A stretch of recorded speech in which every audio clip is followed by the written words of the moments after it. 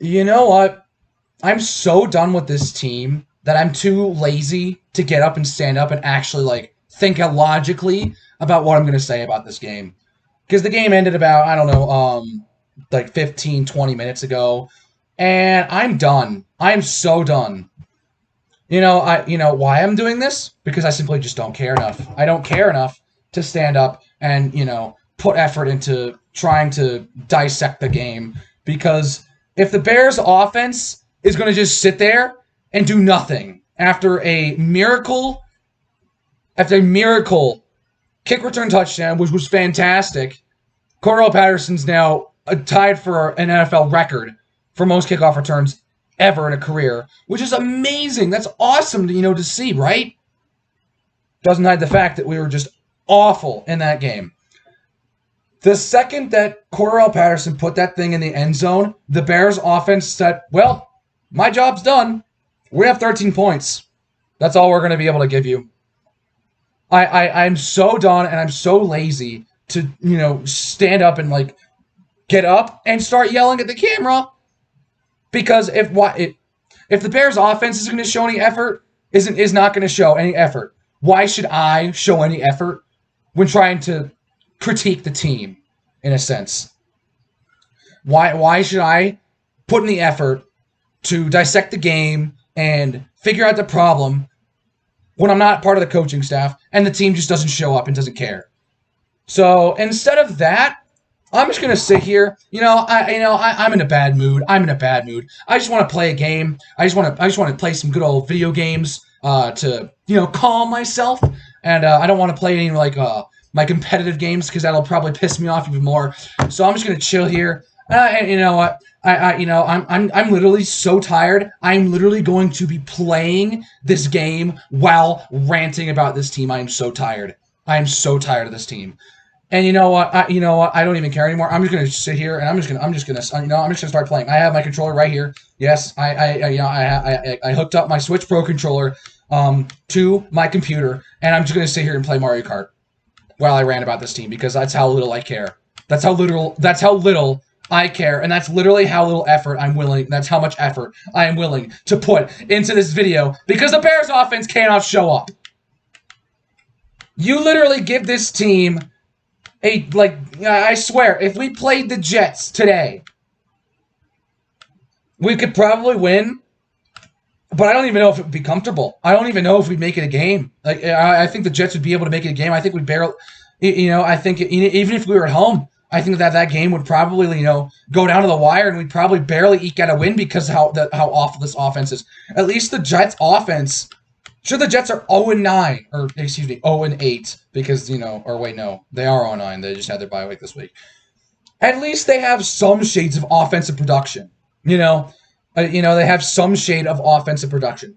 But no, this team, no, they don't have any offensive production. They literally, the last time that this team put up a meaningful offensive touchdown, basically, actually, I shouldn't even say that. A meaningful offensive touchdown because that touchdown from Patterson was meaningful. We got the lead. Was week 8 with Darnell Mooney scoring that touchdown.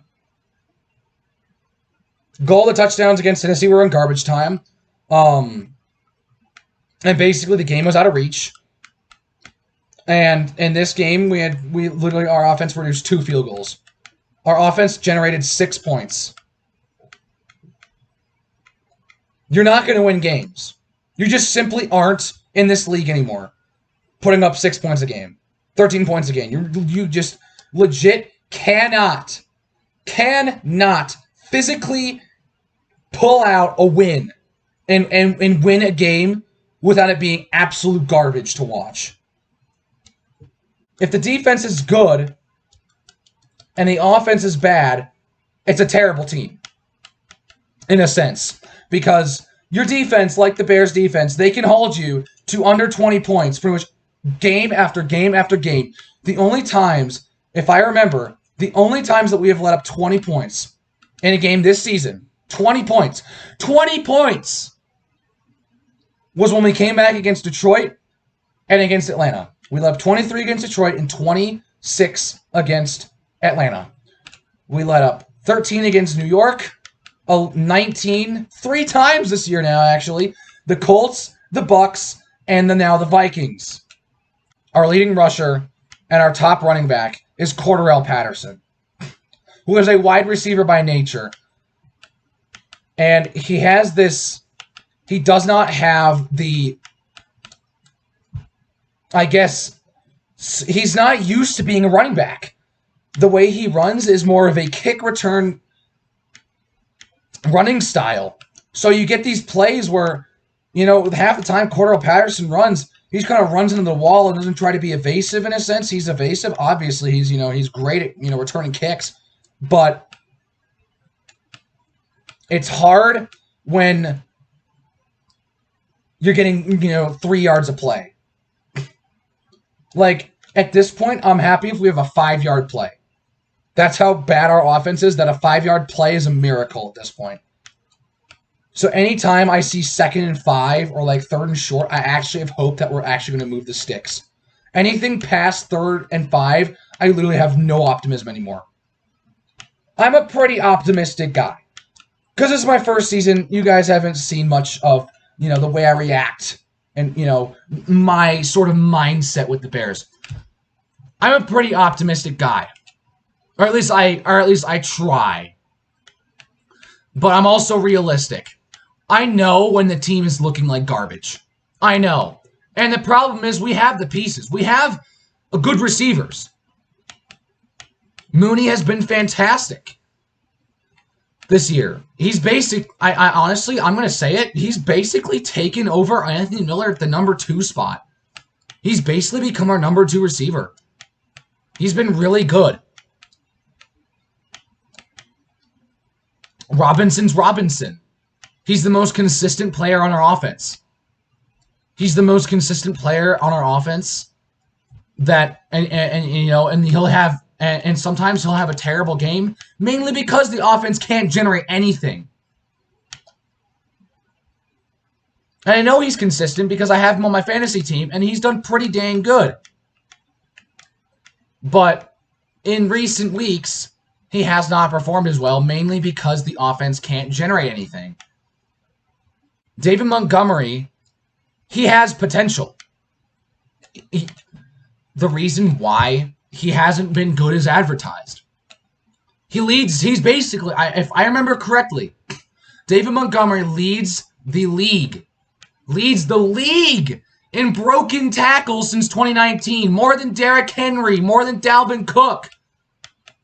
Who, again, we played Dalvin Cook and Derrick Henry in back-to-back weeks, and the Bears defense held them to, nothing. Had them, worst game of the year by far.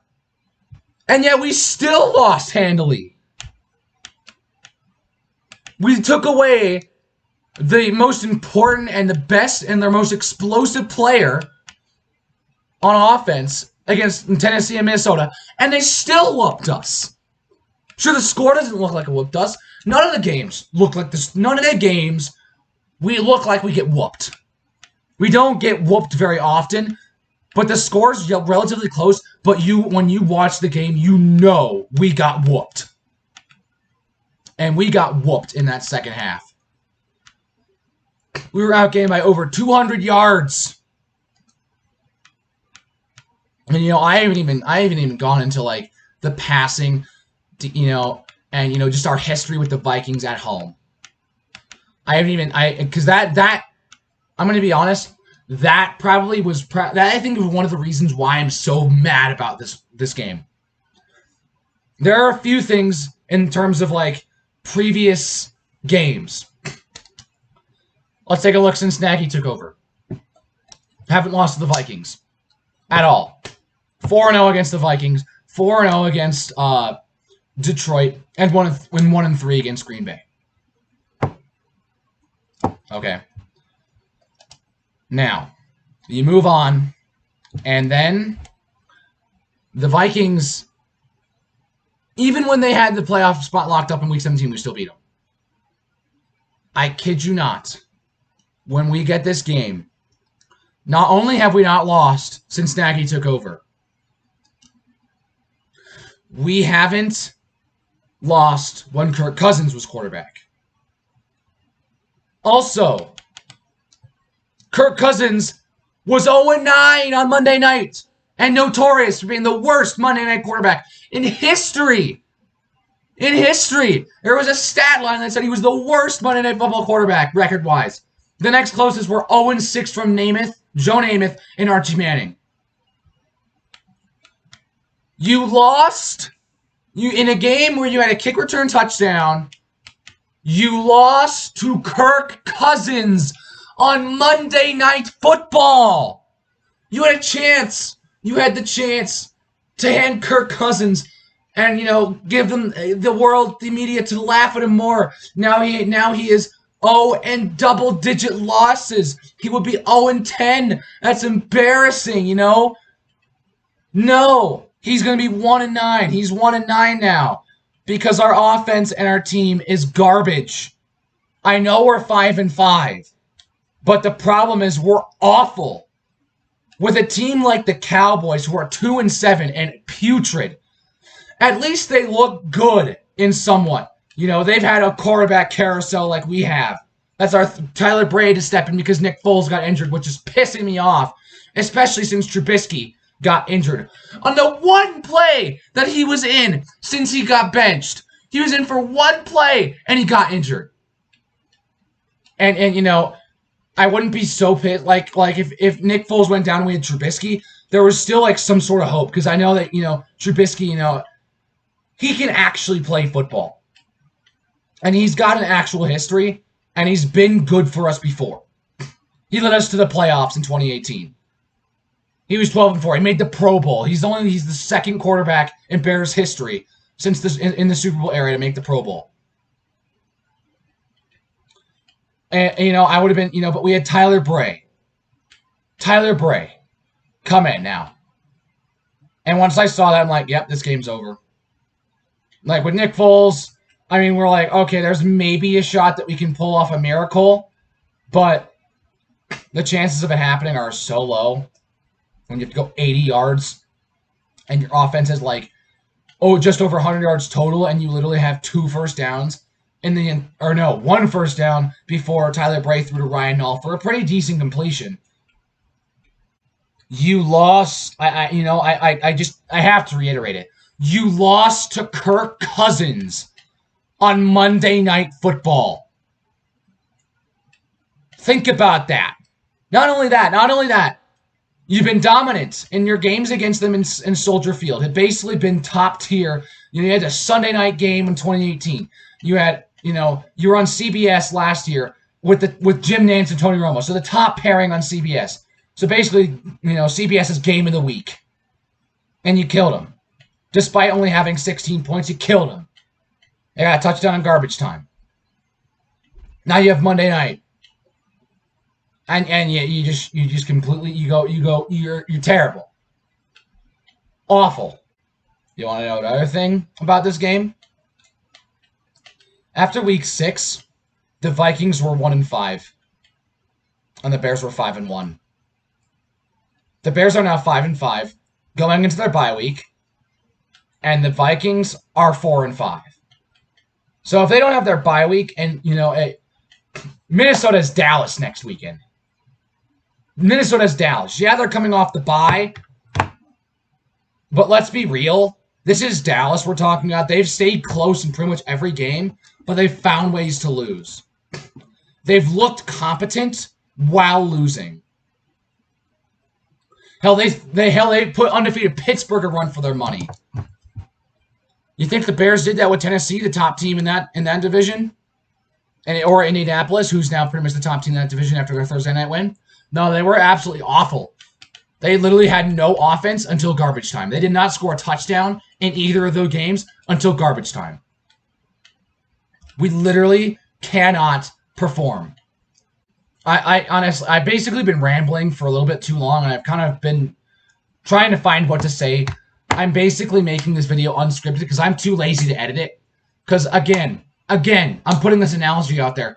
Why should I put effort into reviewing this game when the Bears' offense isn't going to put any effort in? Literally any. I'm starting to lose my voice, by the way. I honestly can't. I am so done Like, remember how I was kind of, still mad even though we were winning because our offense couldn't do anything, and then how, oh my goodness, our offense needs to fix itself. Even if we're winning games, our offense needs to do something, so we can compete with Green Bay because their offense has been pretty dang good. Which, by the way, they had a run for their money by frickin' Jacksonville. Jacksonville on the road almost beat Green Bay. Jake Luton almost beat Aaron Rodgers. Okay, I'm sorry. That's kind of embarrassing. That's a reality check, if anything. That's the problem I'm having. Sure, we're going to be playing against low-level competition. But the problem is, the other teams that we're playing can score points. What a concept. What a concept to scoring points. Man, I'd like to see the Bears put up 20 points in a game more than 3 times a year. If you like the video, maybe like it, maybe dislike it, maybe even throw a dislike because the Bears played like trash. I don't care. I don't care anymore what you do. You can subscribe if you want. If you want to see more of these random vents and rants and tangents and just absolute screaming at the camera for half an hour, go ahead and subscribe, because I'm pretty sure with how this team's playing and how how the offense looks for the next couple of years, I'm pretty sure I'm going to be doing a lot more of these in the future. So I'm pretty sure it'd be a good idea to hit that subscribe button so you can see me get pissed off at this Bears team. I'm pretty sure it'd be a great idea. Well worth your time, because I know the internet loves to see people get pissed off. And that's exactly what this team has done. Pissed me off. And we're 500. We're 500. We're not like Jacksonville and 1-8. We're 500. And I'm pissed off like this. This isn't normal. I'm voice cracking now. I'm voice cracking. So, again, subscribe. You're going to want to see the vents, because madness is what the internet loves. And I won't see you next week because there's a bye. I'll see you for me getting pissed off against Green Bay, because let's be real, they're going to get absolutely smoked on. Oh man, this game's on Sunday Night Football too. It's on national television. Yep, we're screwed. We're screwed. 5-11, baby. Let's take it out, baby. Let's go. I'll see you guys in 2 weeks when I vent about a loss to Green Bay. Bye.